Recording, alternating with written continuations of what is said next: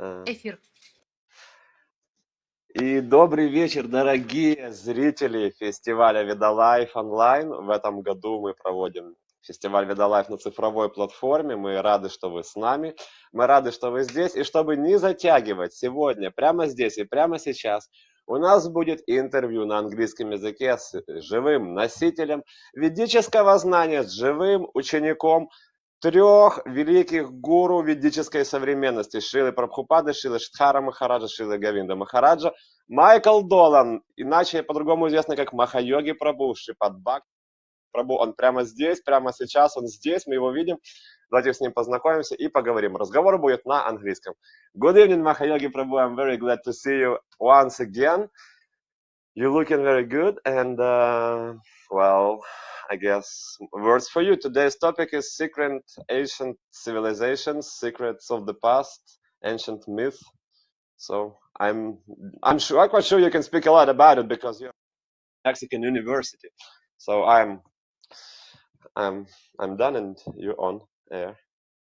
Well, thanks a lot. It's good to talk to you again, and you know, you guys are my favorite people out there in Ukraine. Yeah, I was asked to talk about. They said ancient civilization, and then this morning they told me mysteries of the past. The secrets of antiquity are not just myths; these are riddles that shed light on our modern life. Why the world today is the way we see it. You will learn that the history of our modern life began not yesterday, but many millennia ago. So they sent me that this morning, and I'm thinking, okay. Ancient civilizations. Well, ancient civilization is a big topic, So Yeah. you can start in Mesopotamia, Assyria, Persia, Iran, Iraq, or you can go around the world to the Vedic civilization in Mohenjo-Daro. That's about 4,000 years ago. We're not really sure. We know that the Tigris and Euphrates civilization of Mesopotamia, that clocks in around 4,000 years ago. That's a long time ago. One of the problems with ancient civilizations is that they're prehistoric. There's no historic records, and by that we mean writing. From the time of Sumeria and Babylon, we got, written tablets. But it's very difficult to get into how they lived and how they thought, which to me is more fascinating. A lot of people are interested in what kind of weapons did they use, what sort of horses did they have. But I think that what we can learn from ancient civilizations, it really depends on how we view the world. You have to take in a lot of study to get into what was the Vedic civilization, for example. But as long as you're thinking, okay, I need to perfect a knife, I need to perfect a wheel. How did they do it in the old days? Your thinking is very mechanistic. So your worldview skews towards exploitation. And as long as you're thinking, how do I exploit everything? You're not going to really be privy to the secrets of the ancient world. So as long as you frame your inquiry around a secular humanistic worldview, it's hard to learn anything. If you think that my civilization is the best, my city is the best, my football team is the best, my country is the greatest, then it's difficult to learn from the past. I remember I met this guy in the airport once. I was distributing books. They don't allow you to distribute books in the airport anymore because of, national security. But in those days, it was freedom of speech. And I approached one man and I said, this is the Bhagavad Gita. This is ancient wisdom from an old civilization. And he looked at me and he said, I come from the greatest civilization in the world. And I said, really? So you're from India? And he goes, no, I'm not from. Oh. Let me guess, Egypt, right? Because Egypt, 3,000 years ago, Prince Tutankhamun was playing with a toy airplane. They found a wooden airplane in his tomb. Uh, how did they know about airplanes? You're from that civilization? No, no, no, no. Oh, then you must be from the Greeks, Plato, Socrates. No, no. The Romans? And I kept going. He said, Yeah. no, no, I'm from Mexico. Viva From Mexico. Mexico? Because, right? Yeah, they had the Aztecs and the Mayas. But each one of these ancient civilizations is distinct and it carries its own characteristics. It's kind of common conventional wisdom to think with Hegel and Marx that there's a continuum and evolution, that we begin with barbarism and agrarian societies, and it develops into feudal societies and monarchy, and then we have industrial revolution, democracy, techno society, and it just keeps going up and up. And that's sort of a scientific paradigm that we've been told to believe. But one of the problems with that is each society, each civilization has its own dynamic. It has its own rise and fall. It has its own summer, spring, winter, and fall. And each one of these societies develops in a very different way. For example, here in Mexico, they had a Stone Age society. There were no iron tools whatsoever. When the conquistadores came in the 16th century, uh, they fought them with stone knives. But at the same time, if you think about what a civilization gives to humanity, okay, the Romans gave us the roads, they gave us the Senate, democracy. They gave us the post, Roman law. What did Mexico give the world? They gave us zero. The Mayans invented the zero, so that was a great contribution. But even though they were living in, in the Stone Age, uh, they had these amazing astronomical calculations that predicted eclipses for more than 2,000 years. And they had this sun calendar. They knew that the Earth went around the sun and that there were 365 and a quarter days. And they invented the zero. So even though they were a Stone Age society, uh, in some ways they were incredibly advanced. So if you get into a more metaphysical frame, if you like, you want to get behind what were these people thinking? What did they know? And in that sense, if we talk about the secrets of the ancient world, uh, what is more interesting to me as a philosopher is how they thought. How did they see the world? And what did they know about the inner self? As opposed to, you know, whether they thought that pi was 3.1415, how many digits they go, or they just rounded it down to 22 sevenths. You know, I'm kind of more interested in the philosophical worldview that was held by the ancients. So, I'm sorry, I'm just talking No, and no, it's okay. talking. What is this that we can learn from ancient civilizations in a metaphysical frame? That you've been speaking on in this format in metaphysical. Is this something that we can learn from ancient civilizations nowadays, as far as culture maybe goes, or anything else? What do you think, Mahayahiprabhu? Right. Well, okay. So one of the big things that people concentrate on when they talk about Angkor Wat or the ancient Mayas or the ancient Vedic civilizations, they want to know, how did it end?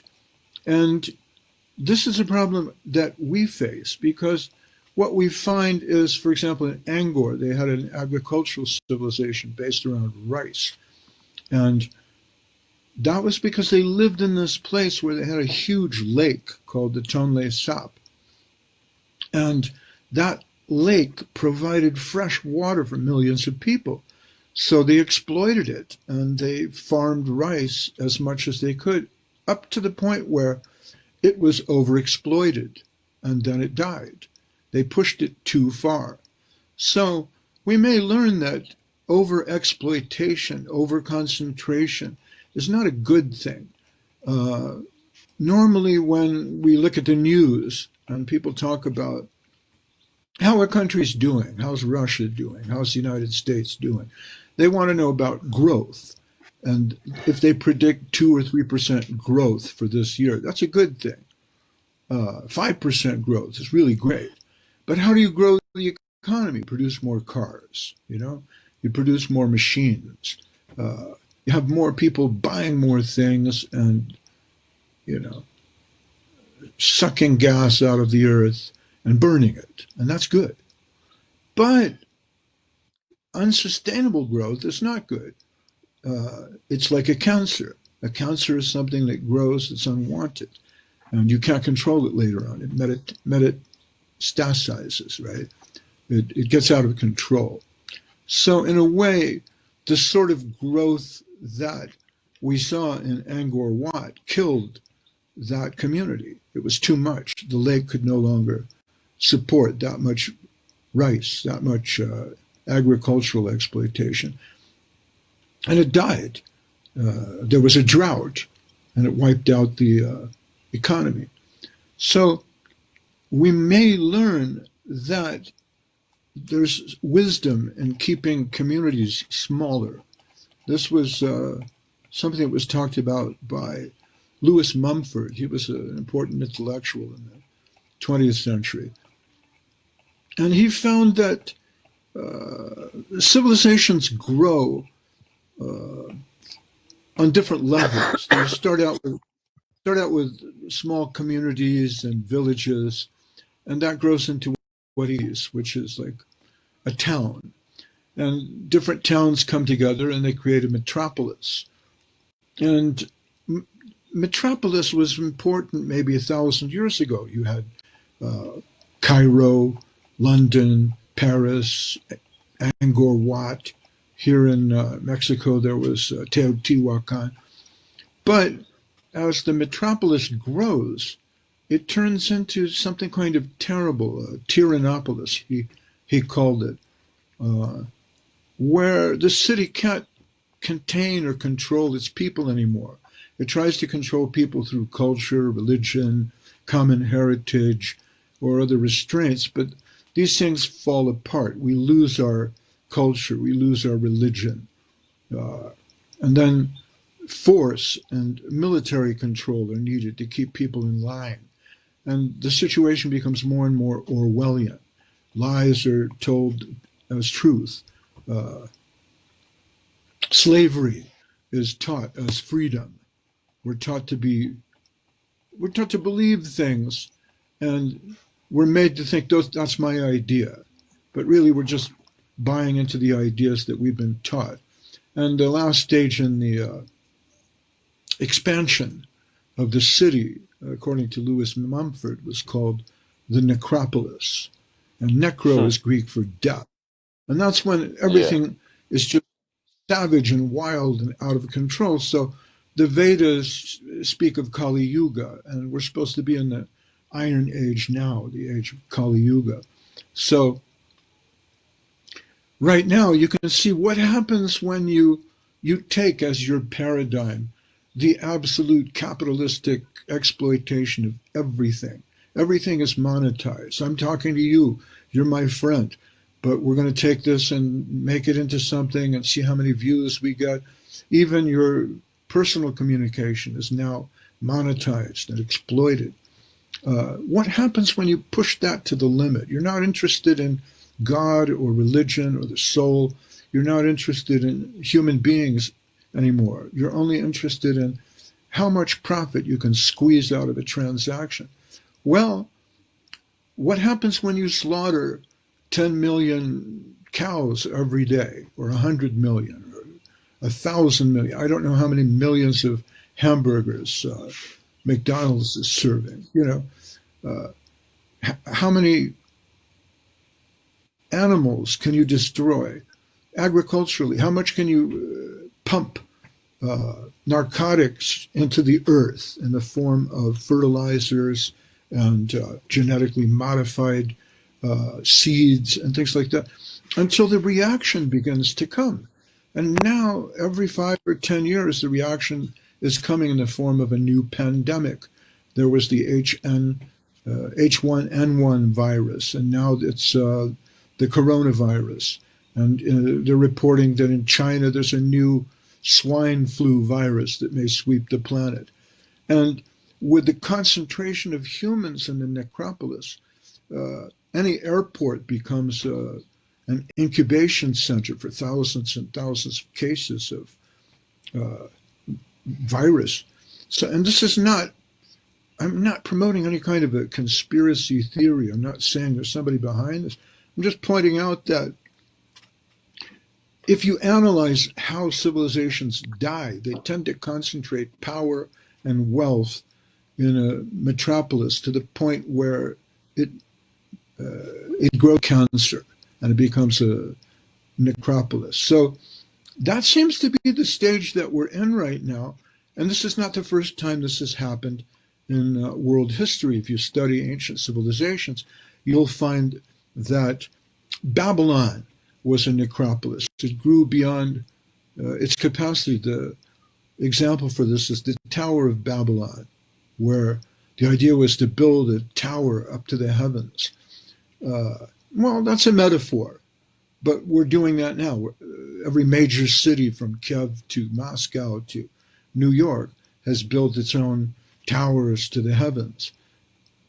But what was the fate of the Tower of Babylon? It caused the destruction of Babylon. There was Nineveh, the decadence of Rome, you know, the fall of Constantinople, even.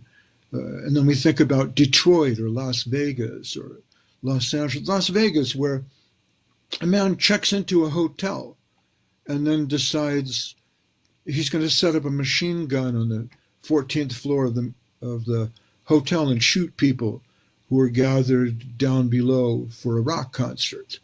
Well, this is madness. But it's the kind of madness that you get if you concentrate a number of rats in the same place. They go crazy. So maybe the study of ancient history, can teach us something. Yeah, exactly. That was point of my question is that what I've heard when I was studying the university is that history is kind of cyclic, that it repeats and goes in a patterns once in a while.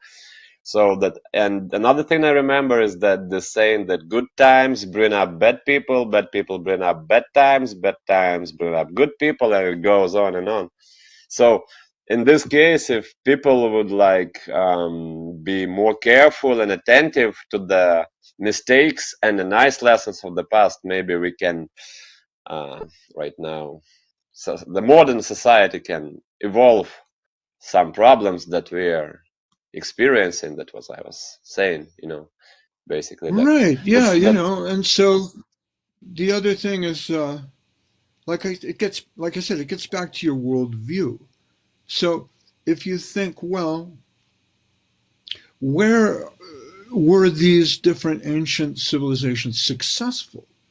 And what you see is they were happy and peaceful and successful, especially in the agrarian stage.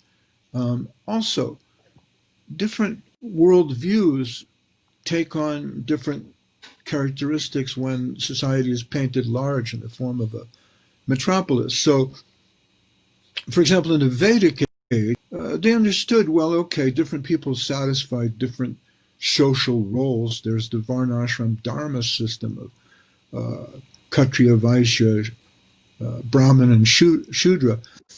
Now, in that system, one of the things that sort of stands out uh, as an interesting point of analysis is that the head of the system are the Brahmanas. Now, of course, India has seen its abuse in the caste system and so on. But if you think, all right, what if we make the leaders of society the thinkers, the peaceful people who are are creative and intelligent and thoughtful, uh, the Brahmins, the spiritual people? Why not make them the head of society? And then you see, okay, where does society go? Instead of making the militaristic, the nobles, the royals, the kshatriyas, the leaders, because then it tends towards militarism and conquest and emperors. So, of course, that's painting a pretty picture, like a utopia. And you'll find this discussed in Plato. And, Plato's Republic is a blueprint for tyranny. You know, Plato's Hmm. Republic is a blueprint for, an anti-democratic, authoritarian society. But personally, what I can see as a teacher is that small communities work. A community up to 150 people usually works. If you have 150 people in your school and you leave your cell phone on your desk and you come back the next day, it'll still be there. You get into a larger community, 500, 600 people, then discipline starts to gradually break down. So another thing we might be able to, learn or capture from ancient civilizations is that communities and societies work best. This is true also with spiritual communities. Uh, they work best when they're kept small and voluntary. You'll see that in an ashram, right? If you have Right. 25 or 50 people in an ashram, okay, there's politics, but it's more like a family. You get up over 150 people, it starts getting difficult to administrate. So I don't know. What can we learn from ancient civilizations? It's a great subject, and I'm just scraping the surface here. But the other thing I said I was interested in was the spiritual worldview. And so if you look at different civilizations, you can see also sort of comparative analysis of their theological view. There's the Egyptian Book of the Dead, the Tibetan Book of the Dead. People have all these attitudes about death, especially because we're afraid of that. We live a short life, no? Hey, I'm Yeah. being I'm But being summoned. But you're popular, Mahayogi Prabhu. But basically, is it? What do you think? What do you think? Is it possible to combine spirituality with politics? Because like religious institutes, like is somewhat mundane, something we can call politics as far as social institutes are on. But when we were speaking about Vedic society, where like Brahmins were ruling the situation, Brahmins are like some sort of like you said, come from Varnashrama, and it's something transcendental, right? Something Vedic, at least to say. But is it ever possible to have a nice proportion, nice balance, nice like mix in a social of spirituality and politics of something like mundane things, that make up your everyday living? yeah, that's a really good question too. Like basically, it's a question of religion, right, and spirituality, Hmm. or what Exactly. Yeah. or what the Sridhar Maharaj used to call. Uh, he used to say there's society consciousness and there's God consciousness, right? So Hmm. the two are always coming in clash because say you have a mystic experience and you get together with some friends who also have a mystic experience. You begin sharing and you think, wow, this is wonderful. I found someone else, a god brother, a soulmate. And then you teach your teachings and you draw other people into your community. Then you have sort of a successful small spiritual community. But when it gets into the second generation, and now people are getting married in the community, there's children, you set up a little school, you want to preserve the leader's teachings, it starts turning into something like a religion. And then you need rules, rules and rituals and regulations. And gradually, as the society grows, the rituals and the regulations hold everything in place. So religion is important for that. But you may run the risk of losing the spiritual side where you were trying to explore something mystic and special. And so, yeah, that happens. The Brahmins get corrupted by the military. They anoint the king as the god king, and they say, well, because he's connected with God, he's descended from God, he is God, worship him. And then Hmm. you develop an authoritarian dictatorship. Or even, I was thinking, for example, in temples, we're told there's 9 processes of devotional service. There's Shravanam, Kirtanam, Vishnu, Smaranam, Padasevanam, uh, Archanam, Vandanam, Dasyam, That, Sakyam, Atmanivedanam, right? So hmm. Rupa Goswami develops these into 64 different processes. And once I was talking with a devotee, and he said, there's 64? Like, wow. But see, if you think about it, what Rupa Goswami is teaching there, he's teaching about love. And how do you codify love? You say, okay, there's 64 different ways to love someone. You can bring them a flower, you can bring them some water, you can bring them some fruit, you can say, hello, I love you, you can write them a poem, you can do a dance, you can sing a song. So Rupa Goswami, he codifies 64 different kinds of devotional service. But it doesn't mean that if you do all 64 of those, you are now a realized soul who's going to dance with the gopis in Vrindavan. It doesn't work like that. It's called Vaidhi Bhakti, which means bhakti within constraints, within rules and regulations. We're trying to imitate, in a way, what the great souls did. But imitation is death. Imitation is a form of sahajism. So then we're told out of the 64 processes, there's these 9 big ones, Shravanam, Kirtanam. But we're also told Maharaj Parikshit, he realized Krishna, God, through hearing. He heard the Srimad Bhagavatam from Shukadev. And Kirtanam, you know, well, there's Kirtan, the followers of Chaitanya Mahaprabhu like to practice Kirtan. So you can realize God, Krishna, through Kirtan. You don't have to do each one of those things. Now, what if you're living in a temple somewhere and the temple master sees, okay, well, we need some money for gasoline. We have to pay the rent. But, Bhaktidas, he just likes to hear the Bhagavatam. That's his thing. He doesn't want to go outside. He doesn't want to make money. Or, Shrutadas, he likes kirtan. He just wants to play the finger cymbals and the drum and realize God mystically. Well, that sets a problem, right?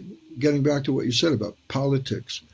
Uh, Yeah. there's these very practical measures that people have to do in order to survive in a community, and sometimes that clashes with the mystic side of things. So this is an age-old problem. But what we can learn from the ancients is their attitude that I wanted to get this in before we finish because I know time's going. We They had have a 15 particular more minutes, vision. so we have some time. Good. Well, they had a particular vision of reality that's distinct from our reality. Uh, Today, you look at something, and the first thing that occurs to you is, how can I make with that? I play the guitar. Okay, so my brother would ask me, why? You don't make any money. Why are you doing that? I do that. I don't know. It helps me somehow. It makes me feel good. Sometimes other people like it, and it makes them feel good. Uh, I can't explain it, right? But there are some things that you do for your soul that have nothing to do with making money. But the society that we live in today demands that everything has to be reduced to money making, right? That's a particular Hmm. worldview. It's kind of a capitalistic worldview. And that was not necessarily the worldview that people held in the past. We're made to believe, oh, well, they had to go out every day and, hunt and gather or raise the crops. But when I was in Angkor Wat, here's something interesting. Uh, they have these bas reliefs, and on the walls in Angkor Wat, there's these carving of men, and and they're playing dice, or they're just not really doing anything. They're idle, and the women are raising the crops and they're working. So the guide explained to us, well, it was a matriarchal society, and the women handled the money. You know, they made all the important decisions, and the men, you know, they were idle. They just liked to play and do fun stuff. So not all societies are based on this capitalistic enterprise that you have to go out and hustle and exploit. Different other societies had different ways to see things. The Aztecs and the Mayans, they believed in an infra world.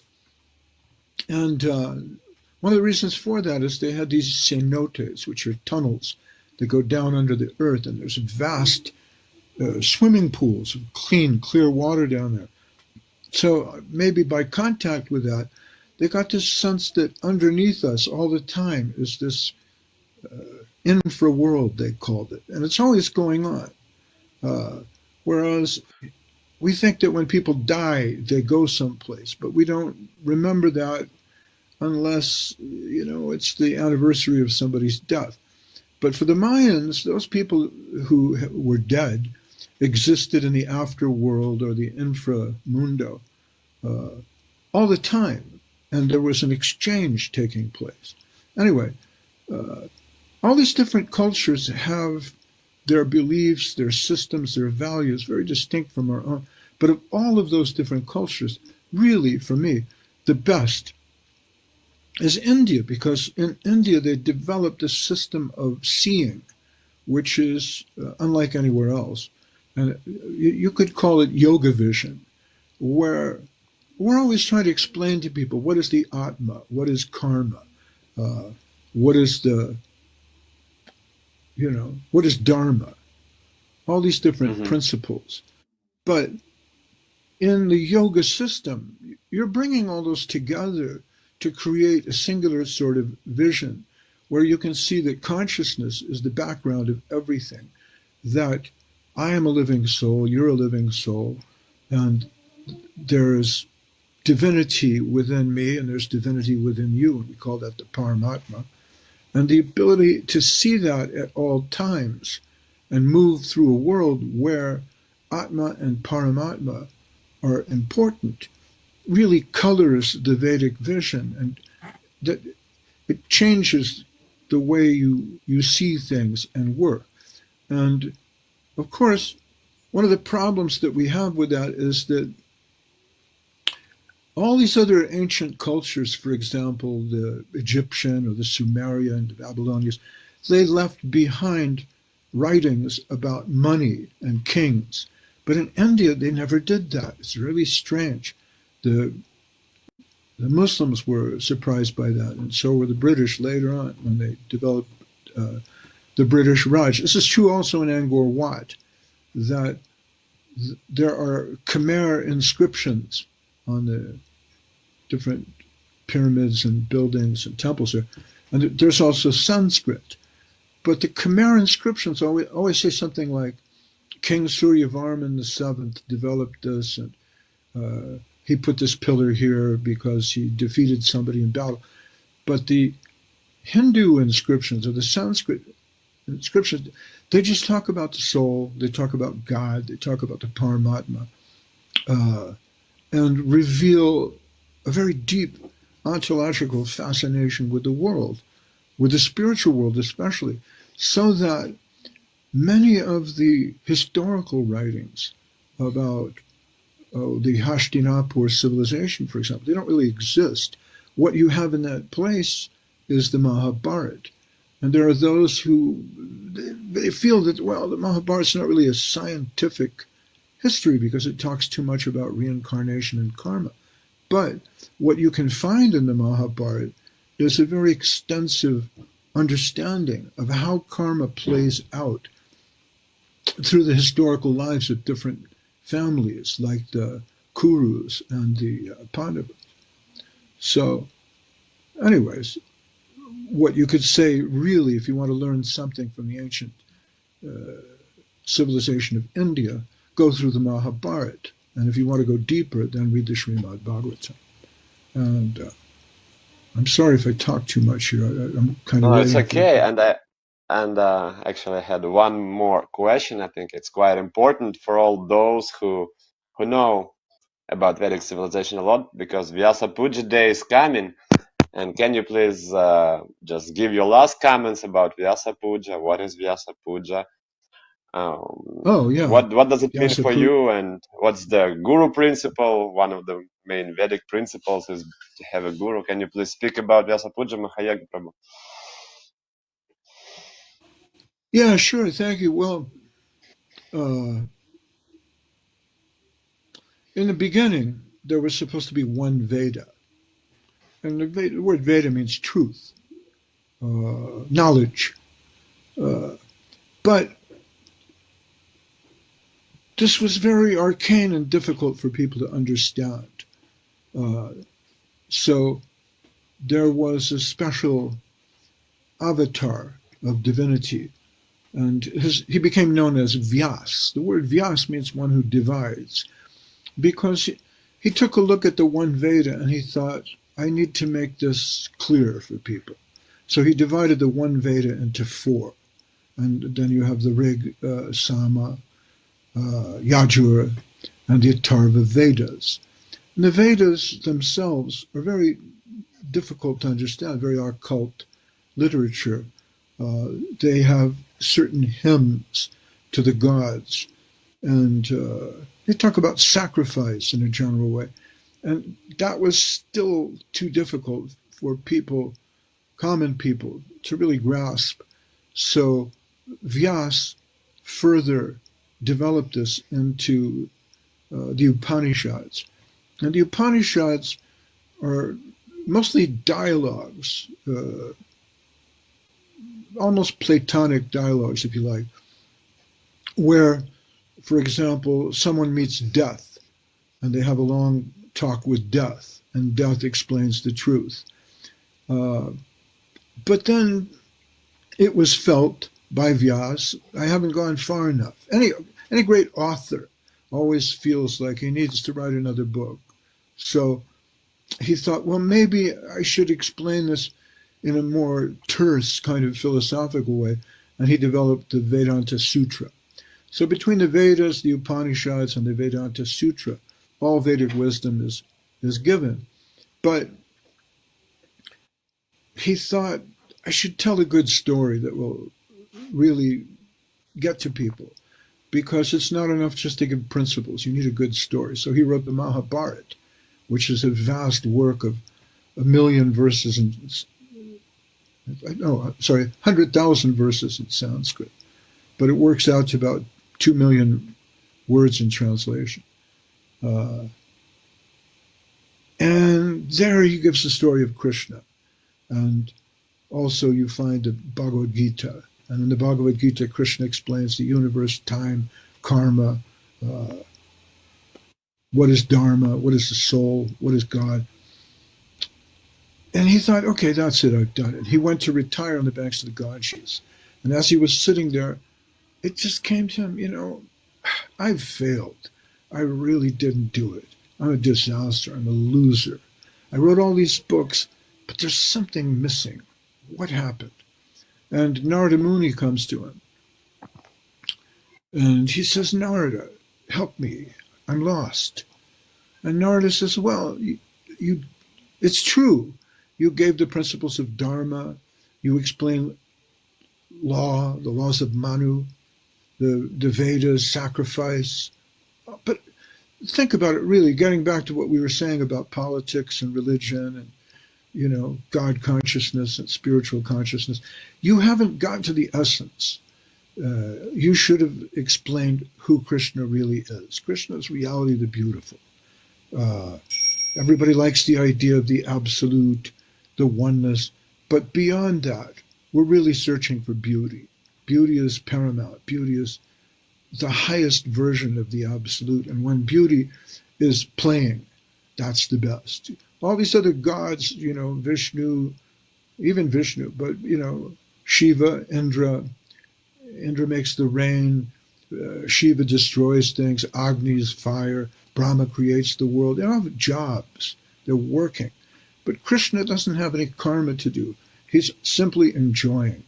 Uh, the example of beauty over power is found in the lifting of Govardhan Hill. Indra wants to destroy Vrindavan, so he makes a storm. But Krishna, with his pinky finger, he lifts up a mountain and says, "All right, let's have a picnic here." This is Krishna. You need to describe that. That's where you failed. And then Vyas takes his inspiration from that and says, "All right, I'm not going to talk about any more political religion. That's finished here. No more social dharma. I'm throwing that out the window. What we're giving here, this is for Paramahansas. This is called the Srimad Bhagavatam." And he gives that. So we worship Vyas on a special day. And we worship the Guru as Vyas because the Guru gives us the teachings of Vyas. Guru's position is very important because there's so many books.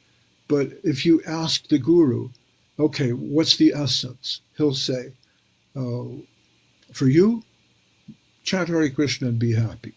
Or he'll say, for you, go wash the temple floor right now. We need that service because many people are coming this afternoon. The Guru is a teacher who's on the spot and can help you best define how you fit in with the divine plan at any given moment, because he's sensitive to that. He's absorbed the teachings of Vyas, he's absorbed all that literature, and he's lived it, and he's absorbed the teacher's wisdom into his heart and soul. And so, coming from Vyas, there's a long line of different gurus in the parampara, or the disciplic succession, especially after, we say there's the creator who gave the Brahma Gayatri to Narada, and Narada said, expand the Gayatri mantra, and he did that in the Bhagavatam.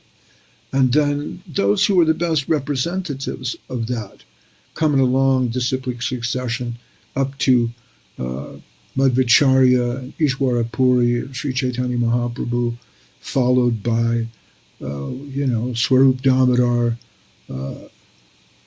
Rupa Goswami and the six Goswamis, Kaviraj Goswami. And then we go down to Bhaktivinoda Thakur, Bhakti Siddhanta Saraswati Thakur, and then our own divine preceptor, Bhaktivedanta Swami Prabhupada, Srila Sridhar Maharaj, and then there's,